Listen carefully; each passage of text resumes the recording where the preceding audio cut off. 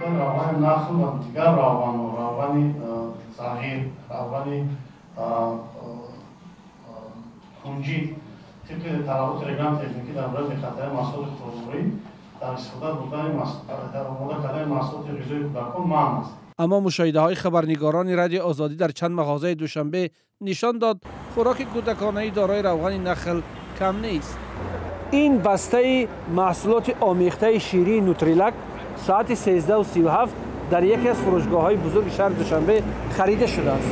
در شرح ترکیب غذایی این محصولات آورده شده است. ترکیبات: شیر قاقی به روغن کرده شده، روغن‌های نباتی نخل، نارجیل، سایه و روغن‌های دیگر که تایید می‌کند در ترکیبش روغن نخل یا پالم دارد. این محصولات شیری برای کودکان از 6 ماهه بالا پیش بینی شده است که در روسیه استحصال و از سوی یکی از شرکت‌های وطنی به تاجیکستان وارد کرده شده است.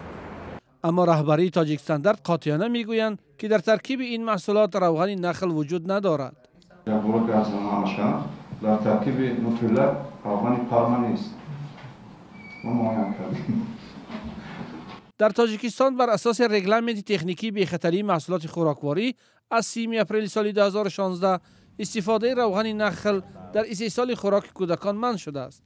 سال 2016 آژانسی تاجیکستاندارد واردات این روغن را به کشور تماما منع کرده بود. کارشناسان این نهاد آن زمان گفته بودند که صفت روغن تکنیکی پالم از همه نوع‌های روغن پست و ارزانتر است. حرارت بدن آدم 35-36 درجه است، اما این روغن در این درجه در معده انسان حل نمی شود. حالا مسئولان این نهاد میگویند واردات آن دیگر ممنوع نیست، ولی به تنظیم آورده شده است.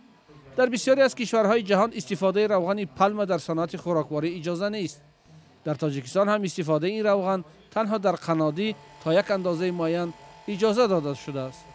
در برخی از کشورها استفاده روغن نخل کاملا ممنوع بوده، آن را برانگیزه برخی از بیماری ها می دانند.